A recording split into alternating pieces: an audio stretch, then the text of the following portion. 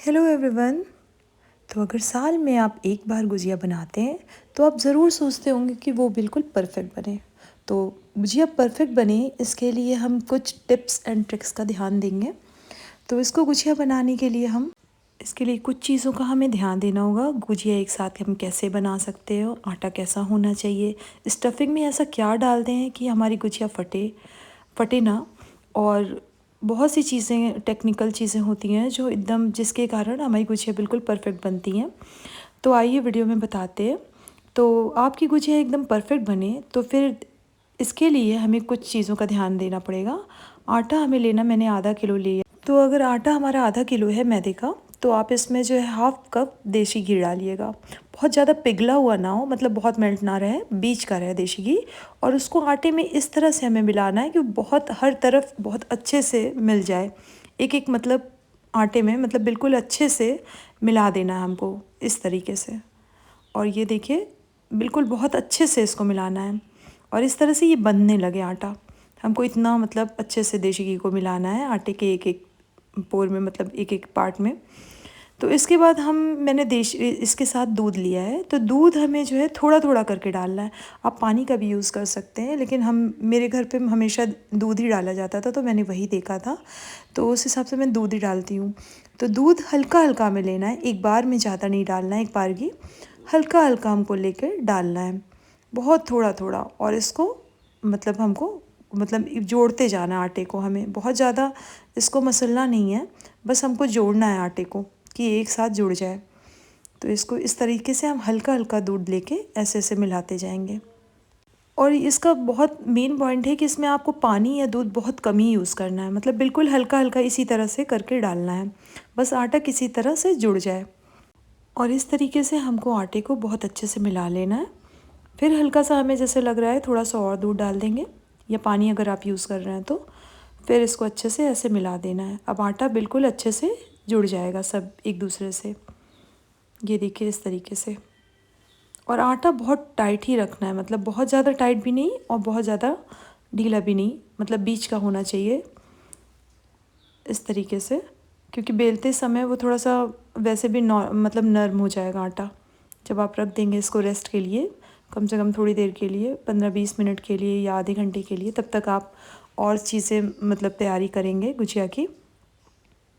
अब हमारा आटा अच्छे से जुड़ गया है, ये देखिए। अब हम इसको रेस्ट के लिए रख देंगे आटे को।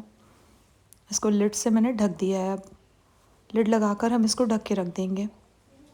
और इसके बाद हम और सारी चीज़ तैयारी कर लेंगे, जैसे कि सारे मेवों को भून लेंगे और खोए को भून लेंगे। तो पहले मैंने देसी घी डाला है थोड़ा सा, कम से कम 1 चम्मच तक, और इसमें मैंने नट्स को भून लिया है।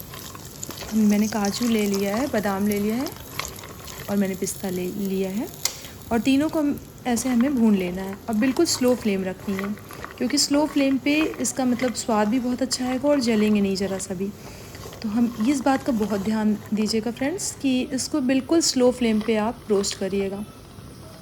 ये देखिए इस तरीके से स्लो फ्लेम पे कलर भी बहुत अच्छा आएगा, और इस तरीके से हमें निकाल लेना है। फ्रेंड्स, इनको भूनने में थोड़ा टाइम तो लगेगा, अगर आप स्लो फ्लेम पे भूनेंगे तो टाइम तो लगेगा थोड़ा, लेकिन आपको ये नहीं सोचना है कि हाँ इसमें बहुत ज़्यादा टाइम लग रहा है तो हम फ्लेम को हाई कर दें या मीडियम कर दें। नहीं, आपको स्लो ही फ्लेम रखनी है, टाइम तो लगेगा। और नारियल को भी हमें ऐसे ही करना है, उसी बर्तन में फिर हमें नारियल को भी भून लेना है, और स्लो फ्लेम पे बिल्कुल नारियल को भी भून लीजिएगा अच्छे से इस तरीके से, और निकाल लीजिएगा। ये ऐसे देखिए इसका भी कलर चेंज हो गया है।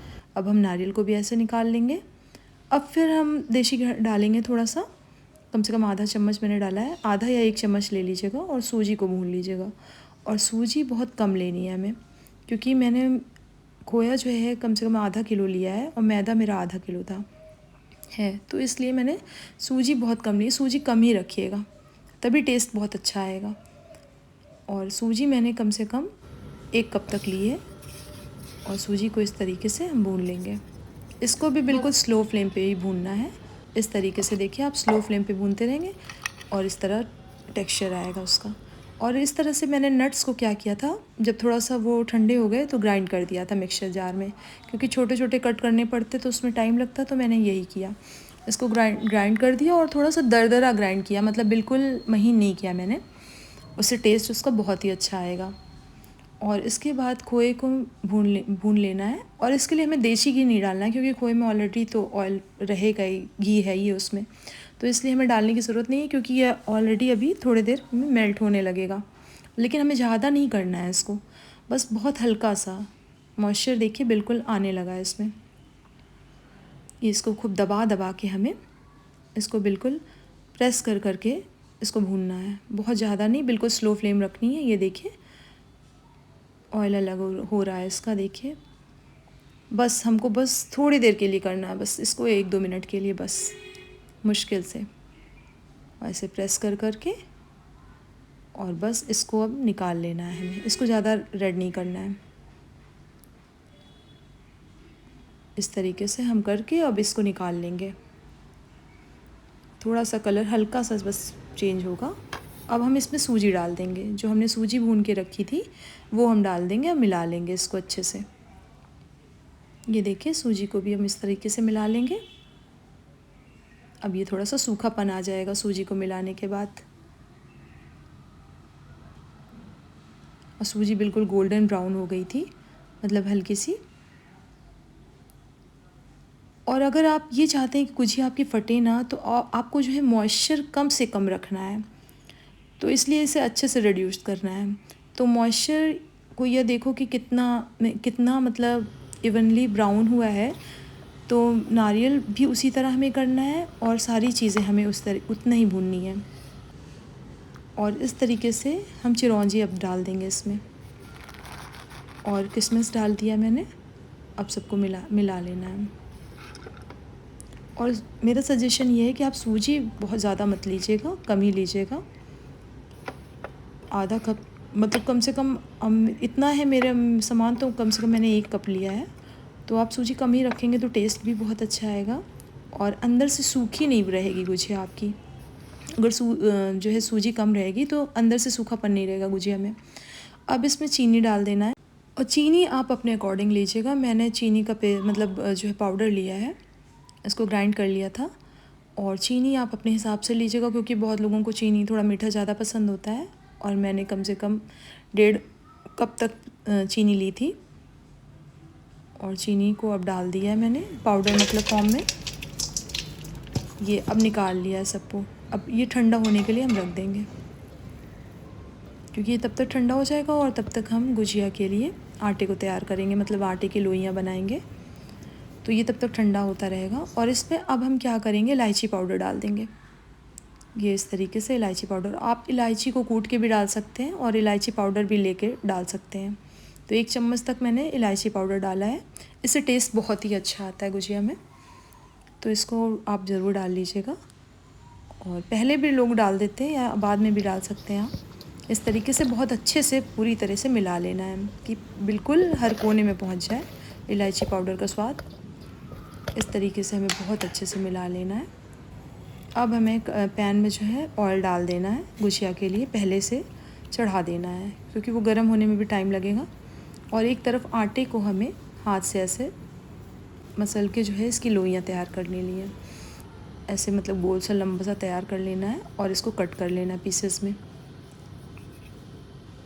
इस तरीके से पीसेस में कट करके अब इसकी लोइयाँ बना लेना है, और इसको अब हम बेल लेंगे एक एक लोई को लेकर। थोड़ा सा स्मूथ हो गया है पहले से आटा, जितना हार्ड मैंने साना था तो उससे अब थोड़ा सा सॉफ्ट हो गया है। तो अब आराम से मतलब बेलने पे आराम से बेल जा रहा है। और अब इसको जो है हम गुजिया वाले सांचे में रख लेंगे, और किनारों पे हम पानी लगा देंगे ऐसे, क्योंकि ये जिससे गुजिया को हम बंद करें तो ये बिल्कुल पोर्स मतलब किनारा जो है एकदम चिपक जाए अच्छे से, जिससे गुजिया हमारी फटे ना।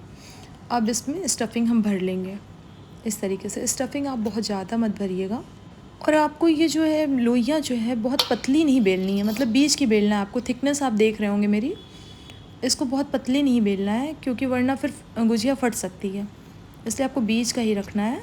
अब इसको चिपका देना है और ये इसको अच्छे से प्रेस कर देना है कि जिससे ये अच्छे से चिपक जाए, और इसकी डिज़ाइन भी अच्छे इस पे बन जाएगी फिर। और इस तरह से किनारों को निकाल लेना है। ये देखिए जितना भी किनारे निकला है पार्ट वो आप निकाल देंगे। अब गुजिया को हल्के हाथ से ऐसे बीच से निकालेंगे आप। इस तरीके से।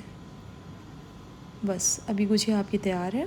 अब ये कहीं से फटेगी नहीं। मान लीजिए एक दो कभी हो जाता है कि थोड़ा कहीं से खुल जाता है, तो इतनी कोई चिंता करने वाली बात नहीं है, हो जाता है गुजिया में ऐसा। तो लेकिन ऐसा जैसे भी लगे उस गुजिया को जो फटने वाली है उसको आप तुरंत हटा दीजिए, वरना पूरा ऑयल ख़राब हो जाएगा आपका। इसलिए आप जो है आपको समझ में आ जाएगा डालते ही कि जो फटने वाली है उसको तुरंत हटा दीजिएगा, नहीं तो पूरा ऑयल ख़राब हो जाएगा।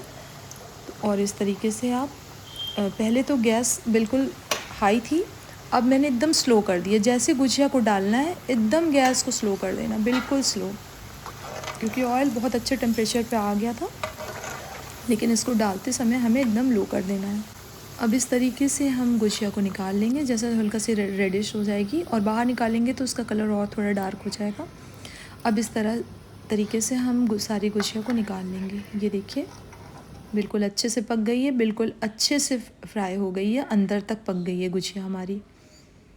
और होली में गुजिया का तो मज़ा ही बिल्कुल अलग होता है। इस तरीके से आपकी गुजिया अगर बहुत अच्छी बनकर तैयार होगी तो आपको खुद बहुत बहुत खुशी मिलेगी कि आपके त्यौहार के साथ आपका जो आप रेसिपी बना रहे हैं वो भी बहुत अच्छी बनकर तैयार होगी। तो खाने में भी अच्छा लगता है और दूसरे भी तारीफ़ करते हैं फिर उसकी, तो बहुत ही खुशी मिलती है।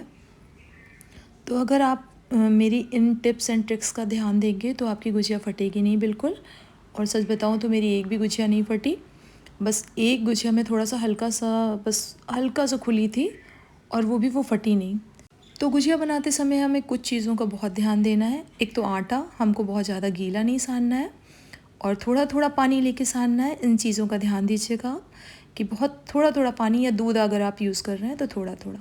ये देखिए इसका टेक्स्चर कैसा आया अंदर तक, बहुत ही टेस्टी बनी है गुजिया। इस तरीके से आप बनाएंगे तो सच में आपको बहुत ही टेस्टी लगेगी ये गुजिया। और देखिए कितनी क्रिस्पी है ये गुजिया, तोड़ने पे जैसे ही मैंने तोड़ा वो एकदम टूट गई। तो बहुत ही अच्छी बनकर तैयार हुई है। बस आप इन कुछ चीज़ों का ध्यान दीजिएगा, जैसे आप रोस्ट कर रहे हैं, जैसे नट्स आप रोस्ट कर रहे हैं तो बहुत ही स्लो फ्लेम पे करिएगा। सूजी को भून रहे हैं तो आप बहुत स्लो फ्लेम पे करिएगा, सबका मॉइस्चर आपको हटाना है और स्लो फ्लेम पे ही करना है। तो जब मॉइस्चर नहीं रहेगा तो गुजिया में जो स्टफिंग होगी वो बहुत अच्छी आएगी और आपकी गुजिया बिल्कुल फटेगी नहीं तब।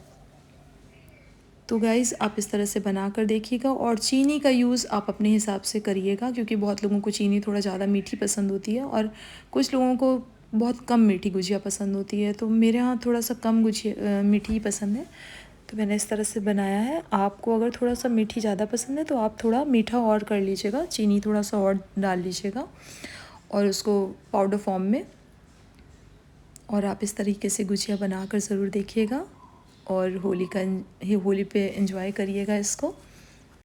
और जो भी मेरे नए व्यूअर्स हैं जो मुझे देख रहे हैं, तो आप मेरे वीडियो को देखिएगा और बताइएगा कि कैसा बना है। और आप इस तरीके से बनाकर ज़रूर देखिएगा गुजिया। और जो भी नेक्स्ट रेसिपी आपको खानी है प्लीज़ आप ज़रूर बताइएगा। और अपने फेस्टिवल का आनंद आप इस तरीके से ले सकते हैं, त्योहारों का। आप इसको दिवाली में भी बना सकते हैं, लेकिन ख़ास कर तो होली पे ही बनाई जाती है। और नेक्स्ट रेसिपी में क्या लाऊं आप बताइएगा। अगर मेरी रेसिपीज़ ज़रा भी आपको पसंद आती है तो please like, subscribe and comment ज़रूर करिएगा फ्रेंड्स। और मिलते हैं नई रेसिपी के साथ। अब चलते हैं। आप सभी को हैप्पी होली और मेरे वीडियो को पूरा देखने के लिए थैंक यू सो मच।